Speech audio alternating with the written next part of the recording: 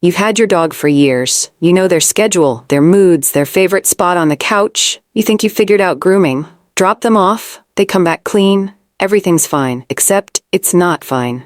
And your groomer has been watching it happen every single visit and never said a word. Most long-term dog owners make the same mistakes every visit, and their dog is the one who pays for it.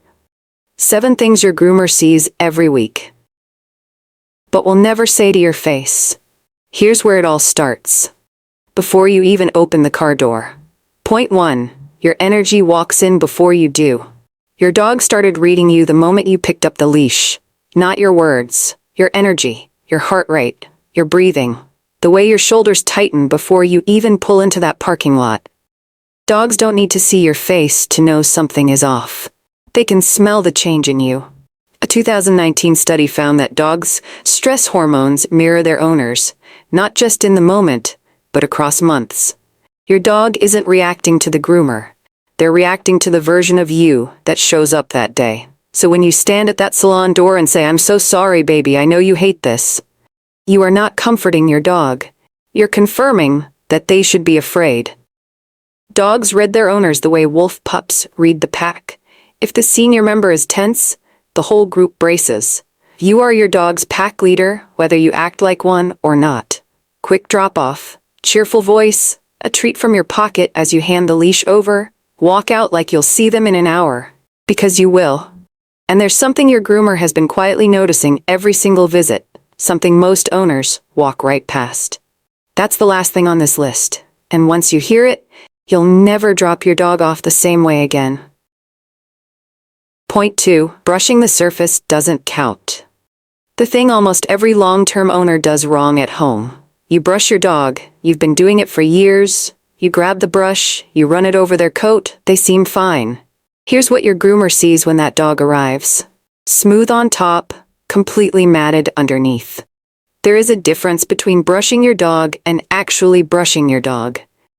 If a comb can't glide from the tip of the coat all the way to the skin, your dog isn't brushed. They're matted under a surface that only looks fine. Mats are not a grooming inconvenience, they are a source of constant physical pain. A tight mat pulls the same patch of skin 24 hours a day, 7 days a week. Your dog cannot reach it, cannot relieve it, cannot tell you where it hurts.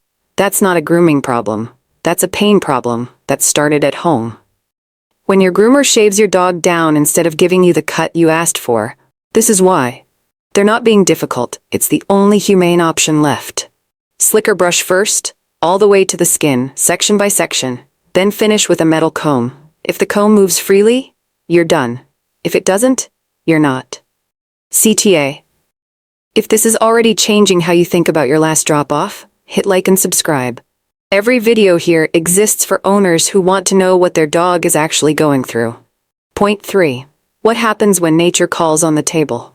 This one is short, but your groomer thinks about it every single appointment. Groomers work on elevated tables, sharp scissors in hand, clippers running, a wet dog that needs to stay still. Now put a dog in that situation who desperately needs to go outside and can't. When a dog is anxious, their gut activates as part of the same stress response. The same system that makes your stomach drop before a hard conversation. That's what causes accidents mid-groom. Not a misbehaving dog. A stressed one. Walk your dog around the block before you pull up to the salon. Remove that stressor before the stressors even begin. Point 4. It's not you being there. It's what you bring with you. Here's the one that might actually surprise you. Most groomers ask owners to step out, and most owners assume it's because their presence makes things worse. But your presence doesn't automatically stress your dog. You do. Dogs check their owners for information constantly. It's not just affection. It's how they've always navigated the world. Walk into any new space with your dog and watch. The moment something feels uncertain, they look back at you. That look is a question. Should I be worried about this? And your face is the answer they trust above everything else. So the quickest, kindest thing you can do is walk in relaxed, hand the leash over calmly, and leave. Not because you don't love your dog. Because your anxiety is louder than your love at that door. If you can walk in genuinely calm, stay. That version of you is the one your dog actually needs. Point 5. The window most owners already missed. This next one is harder to hear if your dog is already an adult. There is a period in every puppy's life when their brain is completely open. From around 3 weeks to 16 weeks, every new thing they encounter gets filed.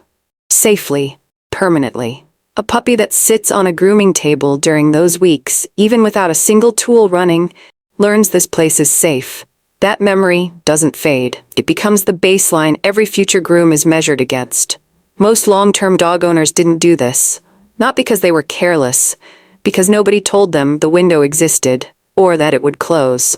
After 16 weeks, new experiences still get processed, but now there's a filter first. That filter is called fear. That's not a bad dog. That's a dog whose brain never got the chance to learn this was okay. Slow visits. No tools at first.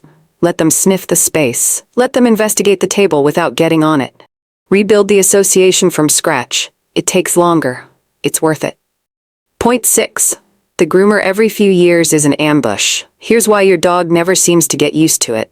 Dogs learn through repetition, not through explanation, not through reassurance. The brain is always asking the same question. Is this place dangerous? The only answer it accepts is experience. When grooming happens every 6 to 8 weeks, your dog's brain starts cataloging it as routine. Nothing bad happens here. Nothing bad ever happens here. But when grooming happens twice a year, every visit is a completely new event. The fear response resets completely.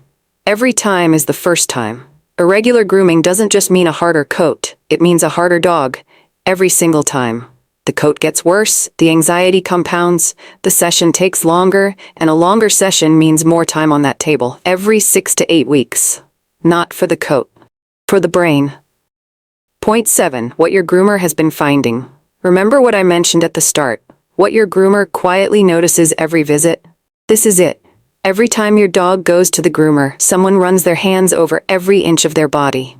Armpits, inner thighs, behind the ears, between every toe. Places you have never thought to check. Places where problems don't announce themselves, they just quietly grow. Groomers find lumps under thick coats that have been growing for months. Ear infections before the smell has reached you at home. Skin infections hiding under coats that look completely fine from the surface. They notice when your dog flinches at the hip, when a paw won't be touched, when something has changed since last month. They are not just cleaning your dog, they are the most consistent set of hands on your dog's body between every vet visit, and most owners treat that like it's just a haircut. Most owners walk in, hand over the leash, and walk out without ever asking what they noticed. Ask. Every visit. 2 words. Notice anything? Because the person who sees your dog every 6 weeks, with their hands in their coat, might be the first one to find something that matters. You have been paying for this, you have just never been using it. Every time your dog sits on that table, they're trusting that you set them up well. Whether they got that, that's on you now.